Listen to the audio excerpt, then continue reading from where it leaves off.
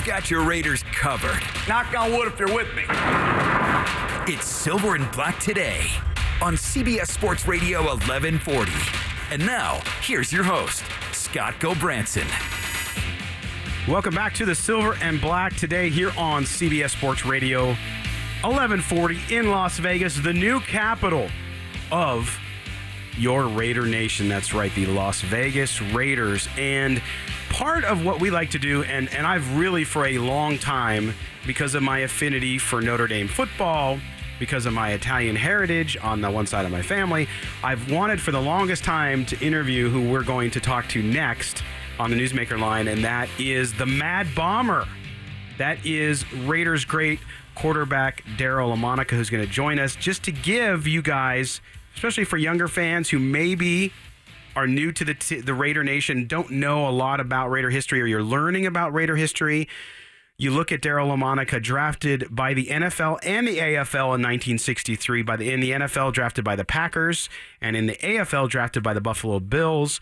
Then traded later to the Raiders. Two-time Pro Bowler, three-time AFL champion, three-time AFL All-Star, two-time first-team All-AFL, two-time AFL Most Valuable Player Award in 67 and the year I was born, 69. AFL passing yards leader in 69, two-time AFL passing touchdown leader, and he was also the AFL rushing touchdowns co-leader in 1964, and that is one Mr. Daryle Lamonica. Daryle, thanks for joining us here on the Silver and Black Today. My pleasure, Scott. It's awesome to have you here, and as someone who, when I was very young, I actually got to see you play and watch you play, and so very, very cool for me. But I want to start, a lot of people know with Al Davis, and we'll get into some Al Davis stories soon, but with Al Davis and you and the vertical game that he loved, the Mad Bomber nickname came to you, but it came to you from Howard Cosell, correct?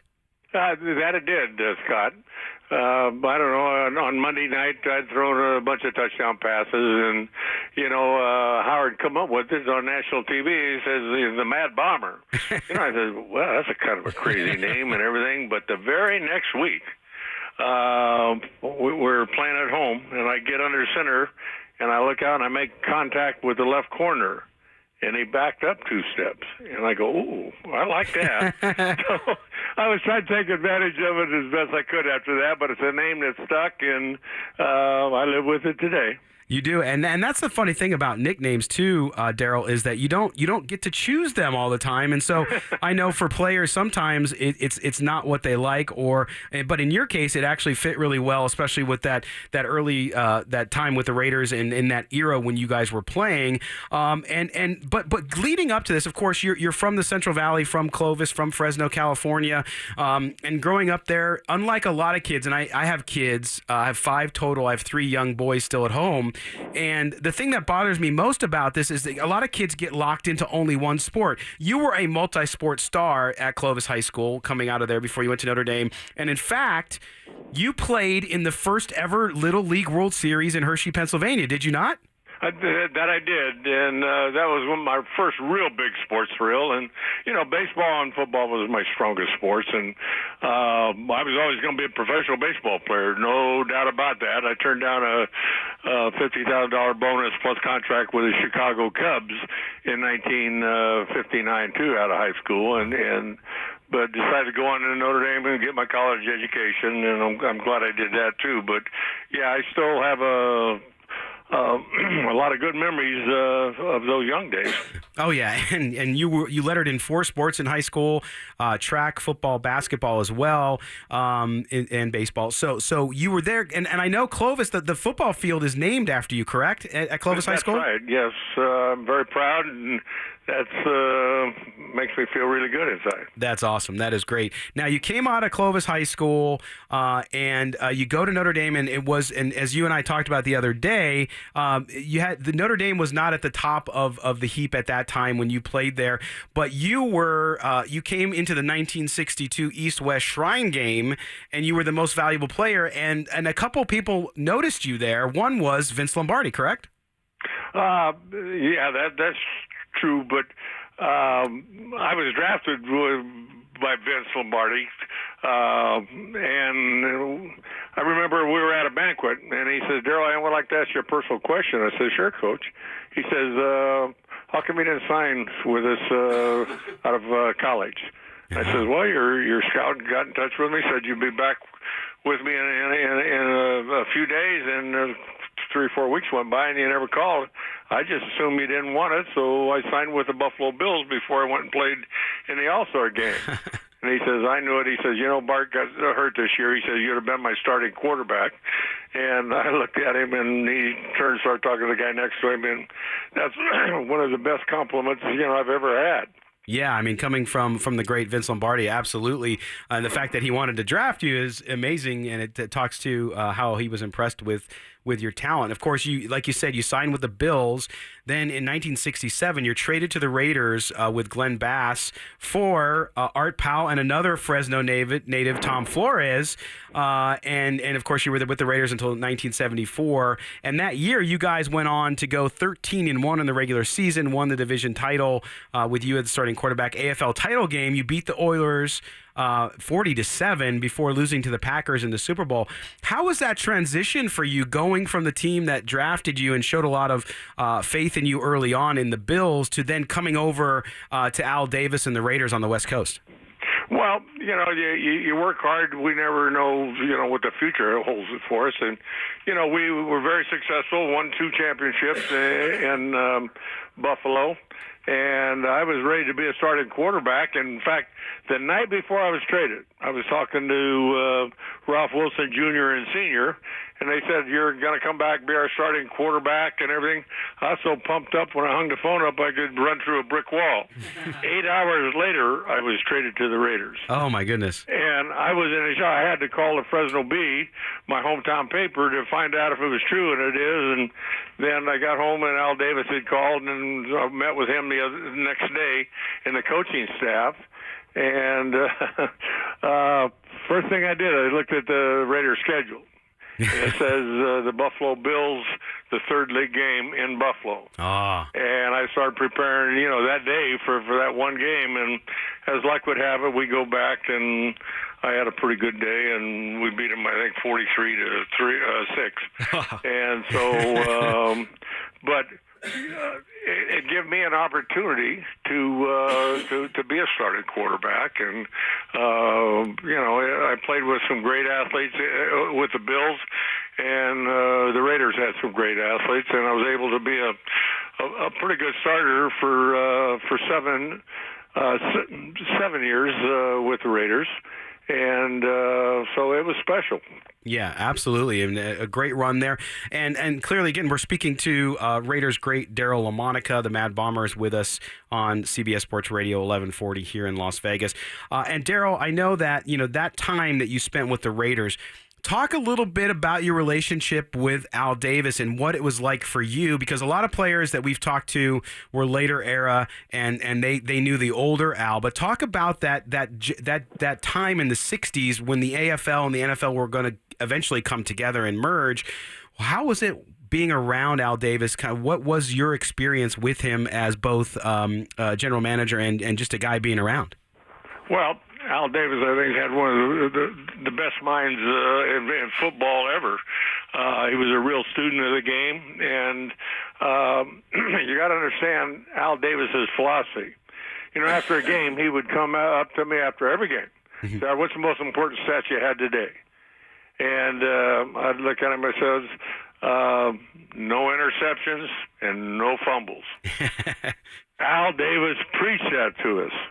No interceptions and no fumbles, because the team had the best turnover ratio, won 93% of the time. Wow. That's a real big number. So, but most people ask you, "Gee, did you win?" They don't ask you how many touchdowns you throw or how many yards you throw for. And that's what made the Raiders so special. It was always about us and we. There was never I or me's or you did this, he did that. It was we did this, and we did it together. And that's what made the Raiders all the years that at least I played with them so special, because we didn't care if the offense did it, the defense won, or special teams. all we cared about, did we win?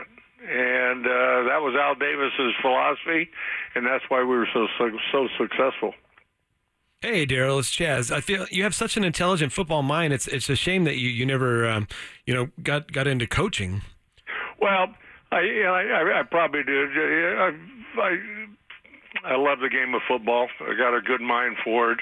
I wanted to move back to Fresno after I retired and raise my family here. Right. And I raised my son here in Fresno, and he went on and went to Fresno State on a golf scholarship and did very well. But that's always a question mark of what I could have done, in football. But I think that have been successful because the game's never changed. Right.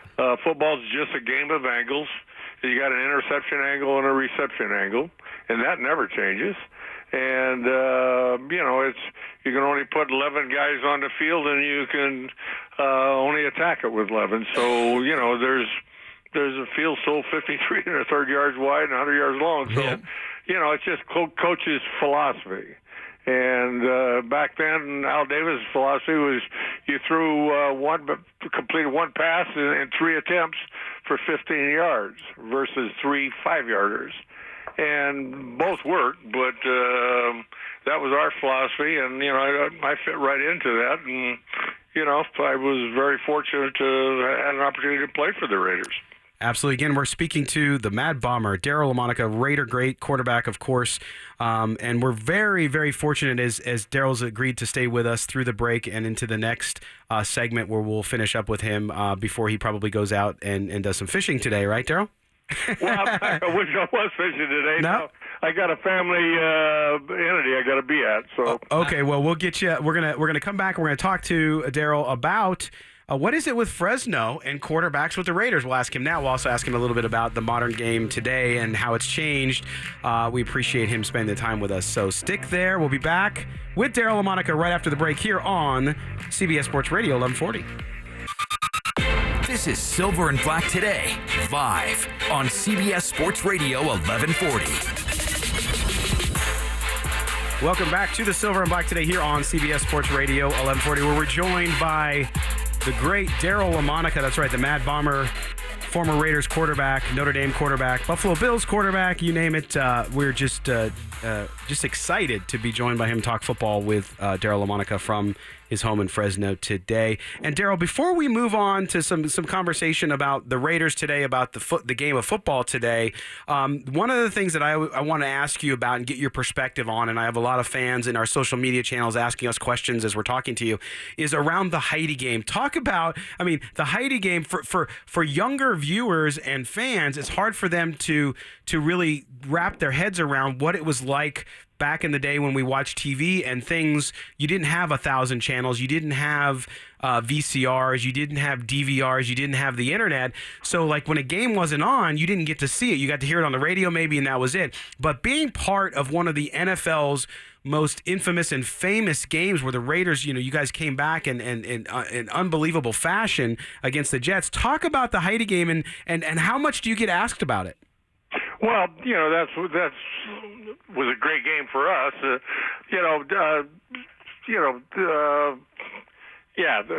Jets, Joe Namath and I, went head to head a lot of times, and threw for a lot of yardage and stuff. But we were playing the Jets at home, and the score went back and forth, and got down to like 3 minutes. They kicked a field goal, 3 or 4 minutes left in the game, and I was able to, on the next series, I was able to hit Charlie Smith on a long touchdown pass down the hash mark, and it was called back because one of my wide receivers was in motion. And I can remember Johnny Sample come up. He was a left corner. He come up and patted me on the rear end. He says, "Nice pass, Lamonica. Better luck next year." Well, that fired my Irish temper up just a little bit. I said, "Look, the game's not over with yet." And as luck would have it, we punted the ball. Our defense holds 3 and out. I get the ball back with like a minute, 25 seconds. And so I said, Charlie, I says, do a deep crossing pattern.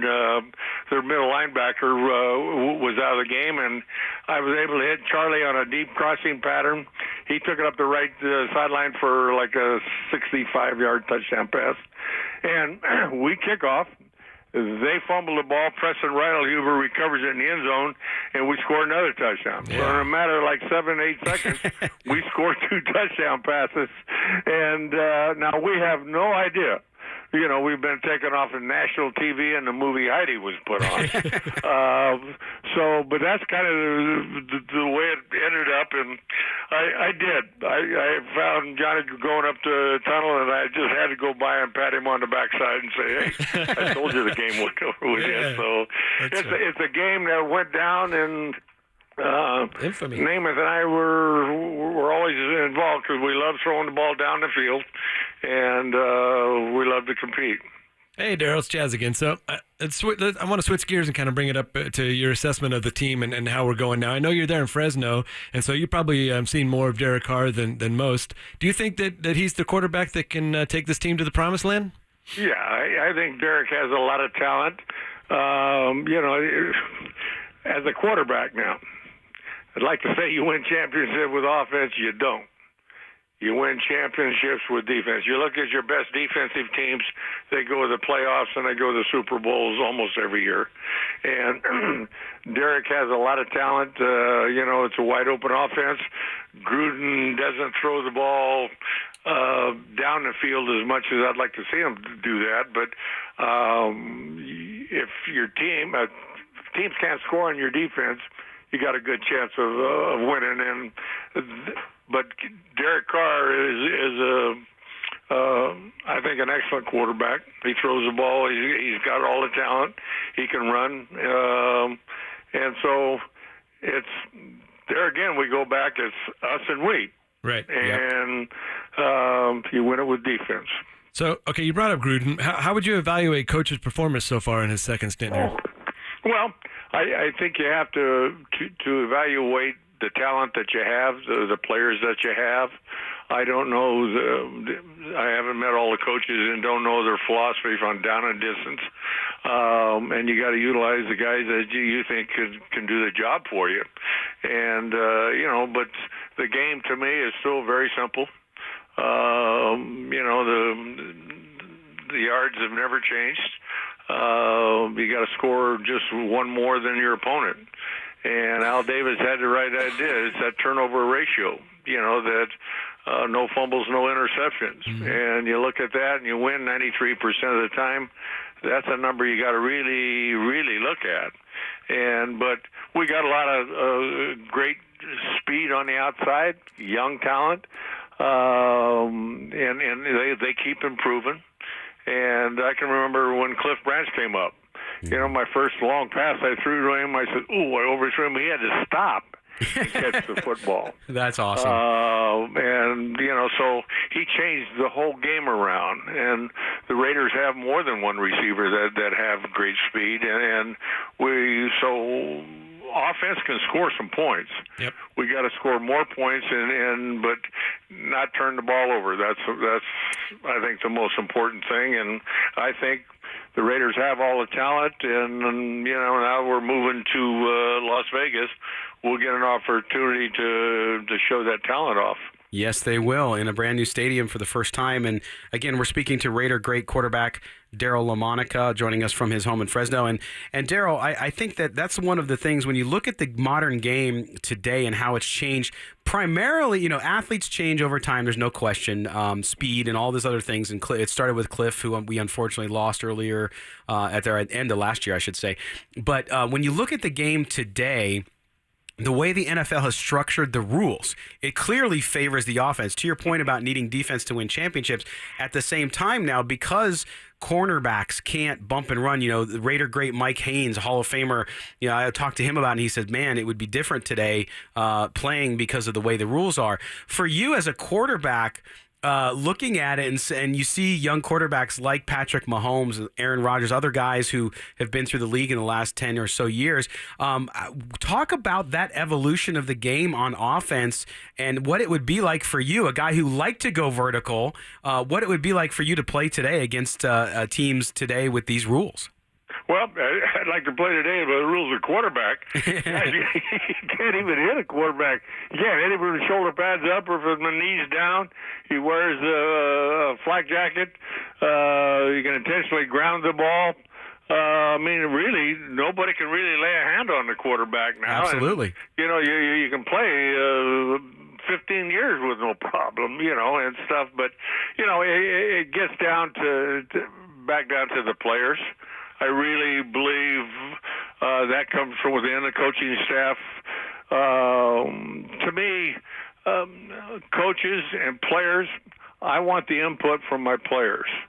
I want to know what you did. If you beat a guy in college, it means, you controlled him in college. Why can't you control him in the pros? There's no difference.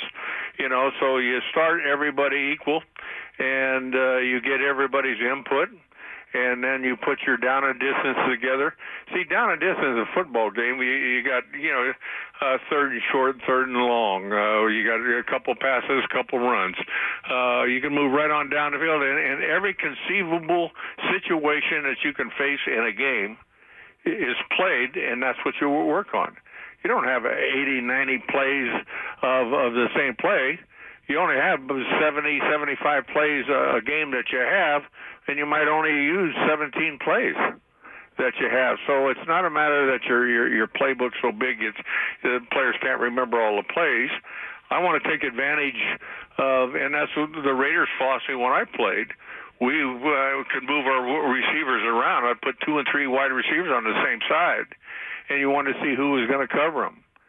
All you're trying to do is be one-on-one, and you're trying to – this is Al Davis' philosophy, too.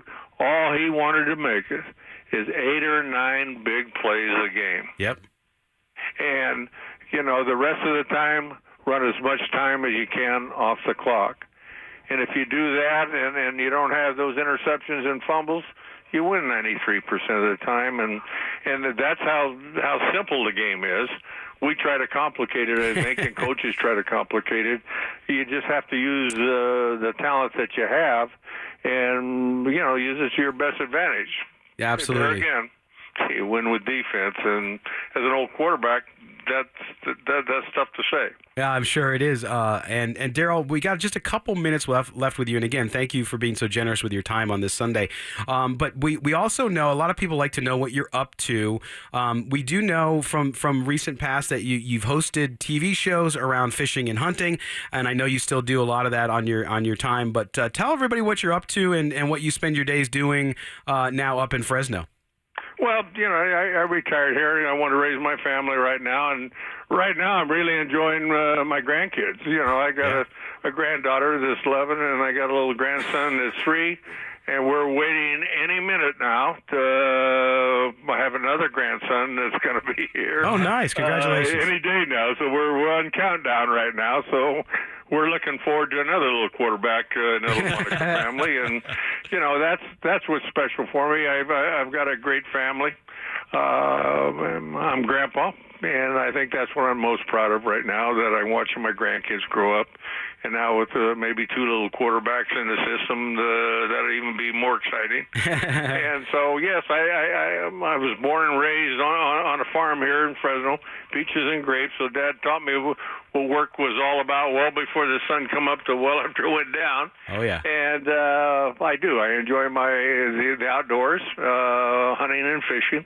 And I've been spending a lot of time in my bass boat fishing the last couple months, and so I'm very content with where I'm at, and I still like to watch those football games on the weekend, though.